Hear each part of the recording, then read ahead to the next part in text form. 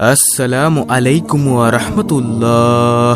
প্রিয় দর্শক, আজকের ভিডিওতে আপনাদের সাথে পবিত্র মাহে রমজানে করার জন্য 10টি গুরুত্বপূর্ণ জিকির নিয়ে আলোচনা করব ইনশাআল্লাহ। এই জিকিরগুলো অনেক সহজ কিন্তু অত্যন্ত গুরুত্বপূর্ণ। হয়তোবা আপনি জানেন না যে রমজান মাস ছাড়া অন্যান্য মাসগুলোতে আমরা যদি একটি নেকি করি তাহলে আল্লাহ তাআলা আমাদেরকে একটি নেকির বদলে 10টি নেকি দান করে থাকেন, কিন্তু পবিত্র মাহে রমজানে মহান রব্বুল আলামিন একটি নেকির বদলে 70টি নেকি দান করে থাকেন। সুবহানাল্লাহ। আল্লাহ রাব্বুল আলামিন তার জিকির করার জন্য মুমিনদের নির্দেশ দিয়েছেন। তিনি বলেছেন, হে মুমিনগণ, তোমরা বেশি বেশি আল্লাহর জিকির করো এবং সকাল সন্ধ্যায় তার পবিত্রতা ঘোষণা করো। সূরাতুল আহজাব আয়াত নম্বর 41 থেকে 42। জিকির বিমুখ ব্যক্তির পরিণতি খুবই ভয়াবহ। যারা আল্লাহর জিকির করে না, আল্লাহ তাআলা তাদের শাস্তির কথা ঘোষণা করেছেন। আল্লাহ তাআলা বলেন, যে ব্যক্তি আমার স্মরণে বিমুখ থাকবে অবশ্যই তার জীবনযাপন হবে সংকুচিত, তাকে কিয়ামতের দিন উঠাবো অন্ধ করে। নাউযুবিল্লাহ। সূরা তাহা আয়াত নম্বর 124। প্রিয় দর্শক, জিকিরকারী এবং জিকির থেকে বিমুখ এমন ব্যক্তিদের পার্থক্য বোঝাতে বিশ্বনবী সাল্লাল্লাহু আলাইহি ওয়াসাল্লাম ইরশাদ করেছেন। তিনি বলেন, যারা আল্লাহর জিকির করে এবং যারা করে না তাদের দৃষ্টান্ত হলো জীবিত ও মৃত ব্যক্তির মতো। সহিহ বুখারী শরীফের হাদিস। প্রিয় দর্শক, জিকিরের গুরুত্ব কতটুকু তা উল্লেখিত আয়াত ও হাদিস থেকেই অনুমান করা যায়। ভিন্ন ভিন্ন কালেমা সম্বলিত জিকিরের অনেক বর্ণনা রয়েছে হাদিস শরীফে। তার মধ্যে কিছু জিকির এমন যেগুলো পাঠ করা খুবই সহজ কিন্তু সওয়াব অফুরন্ত। তাই প্রিয় দর্শক, তার মধ্য থেকে 10টি জিকির আমরা জানাবো আজকের ভিডিওতে। সেগুলো হলো নম্বর 1, সুবহানাল্লাহ। প্রিয় নবী সাল্লাল্লাহু আলাইহি ওয়াসাল্লাম বলেছেন, প্রতিদিন 100 বার সুবহানাল্লাহ পাঠ করলে 1000 সওয়াব লেখা হয় এবং 1000 গুনাহ মাফ করা হয়। সুবহানাল্লাহ। সহিহ মুসলিম শরীফের হাদিস। প্রিয় দর্শক, আপনি কি ভেবে দেখেছেন, একটু আগে আমি ভিডিও শুরুর দিকে বলেছিলাম যে রমজান মাস ছাড়া অন্যান্য মাসগুলিতে আমরা যদি একটি নেকি করি তাহলে আল্লাহ তাআলা আমাদেরকে একটি নেকির বদলে 10টি নেকি দান করে থাকেন, কিন্তু পবিত্র মাহে রমজানে মহান রব্বুল আলামিন একটি নেকির বদলে 70টি নেকি দান করেন।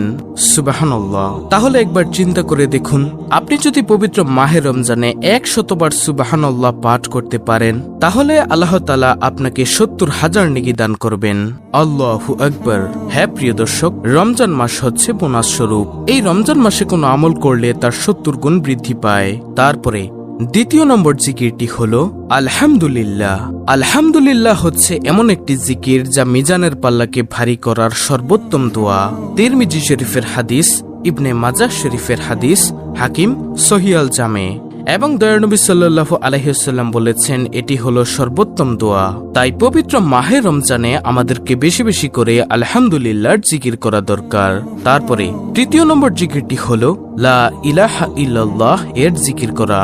প্রিয় নবী সাল্লাল্লাহু আলাইহি ওয়াসাল্লাম লা ইলাহা ইল্লাল্লাহ এর জিকির সম্পর্কে বলেন, এটি হলো সর্বোত্তম জিকির।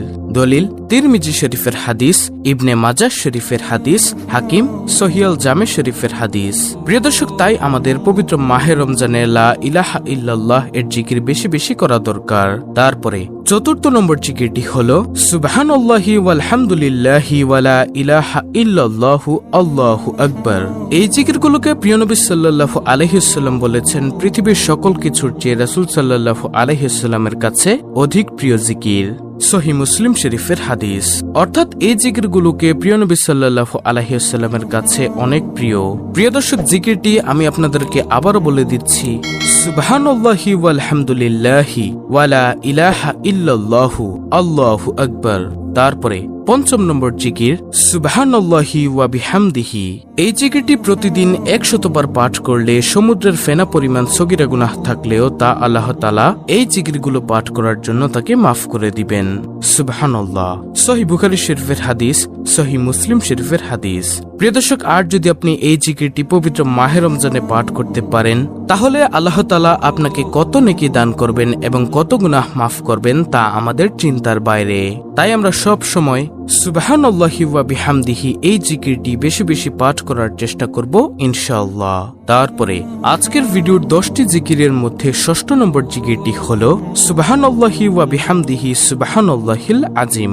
নবী করিম সাল্লাল্লাহু আলাইহি ওয়াসাল্লাম বলেছেন, সুবহানাল্লাহি ওয়া বিহামদিহি সুবহানাল্লাহিল আজিম এই কালেমাগুলো জিহ্বায় উচ্চারণে সহজ, কিন্তু মিজানের পাল্লায় ভারী এবং দয়াময় আল্লাহ তাআলার নিকট অধিক প্রিয়। সুবহানাল্লাহ।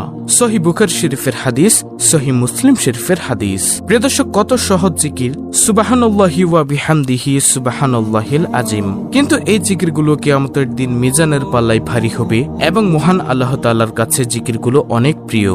তারপরে 7ম নম্বর জিকির সুবহানাল্লাহিল আজিম ওয়া বিহামদিহি। যে ব্যক্তি সুবহানাল্লাহিল আজিম ওয়া বিহামদিহি পাঠ করবে, প্রতিবারে জান্নাতে তার জন্য একটি করে খেজুর গাছ রোপণ করা হবে। সুবহানাল্লাহ। অর্থাৎ আপনি সুবহানাল্লাহিল আজিম ওয়া বিহামদিহি পাঠ করবেন, আল্লাহ তাআলা আপনার জন্য জান্নাতে একটি করে খেজুর গাছ রোপণ করবেন। সুবহানাল্লাহ। আর যদি পবিত্র মাহে রমজানে আপনি পাঠ করেন, তাহলে এই জিকিরের ফজিলত, এই জিকিরের গুরুত্ব, এই জিকিরের নেকি আরো অনেক গুণে বেড়ে যাবে। সুবহানাল্লাহ। তিরমিজি শরীফের হাদিস, হাকিম সহিহ আল জামে, সহিহ তিরমিজি শরীফের হাদিস। তারপরে 8ম নম্বর জিকির ও আমলটি হলো লা হাওলা ওয়ালা কুওয়াতা ইল্লা বিল্লাহ। প্রিয় নবী সাল্লাল্লাহু আলাইহি ওয়াসাল্লাম বলেন, লা হাওলা ওয়ালা কুওয়াতা ইল্লা বিল্লাহ হচ্ছে জান্নাতের গুপ্তধন সমূহের মধ্যে একটি গুপ্তধন। সুবহানাল্লাহ। সহিহ বুখারী শরীফের হাদিস, সহিহ মুসলিম শরীফের হাদিস। প্রিয় দর্শক, লা হাওলা ওয়ালা কুওয়াতা ইল্লা বিল্লাহ এই জিকিরটি এতই গুরুত্বপূর্ণ যে নবীজি সাল্লাল্লাহু আলাইহি ওয়াসাল্লাম এই জিকিরকে জান্নাতের গুপ্তধন সমূহের মধ্যে একটি গুপ্তধন বলেছেন। আল্লাহু আকবার। তাই আমরা এই জিকিরটিও বেশি বেশি পাঠ করার চেষ্টা করব ইনশাআল্লাহ। লা হাওলা ওয়ালা কুওয়াতা ইল্লা বিল্লাহ। তারপরে 9ম নম্বর জিকিরটি দেখুন, সুবহানাল্লাহি ওয়ালহামদুলিল্লাহি ওয়ালা ইলাহা ইল্লাল্লাহু আল্লাহু আকবার ওয়ালা হাওলা ওয়ালা কুওয়াতা ইল্লা বিল্লাহ। রাসূলুল্লাহ সাল্লাল্লাহু আলাইহি ওয়াসাল্লাম ইরশাদ করেন, এই কালেমাগুলো হচ্ছে অবশিষ্ট নেকামল সমূহ। সুবহানাল্লাহ। আমি আবার বলছি, শুনুন, সুবহানাল্লাহি ওয়ালহামদুলিল্লাহি ওয়ালা ইলাহা ইল্লাল্লাহু আল্লাহু আকবার ওয়ালা হাওলা ওয়ালা কুওয়াতা ইল্লা বিল্লাহ। তারপরে 10ম নম্বর আমলটি দেখুন, নবীজি সাল্লাল্লাহু আলাইহি ওয়াসাল্লামের উপর দুরূদ পাঠ করা। এটা কোনো জিকির না, যে কোনো দুরূদ, যেমন দুরূদ ইব্রাহিম যেটা আমরা নামাজের বৈঠকে পাঠ করে থাকি, এবং সবচেয়ে ছোট দুরূদ যেটা সাল্লাল্লাহু আলাইহি ওয়াসাল্লাম, ইত্যাদি দুরূদ পাঠ করা। প্রিয় দর্শক, আজকের ভিডিওতে বর্ণিত জিকির ও দোয়া আমলগুলো অনেক সহজ এবং অত্যন্ত গুরুত্বপূর্ণ।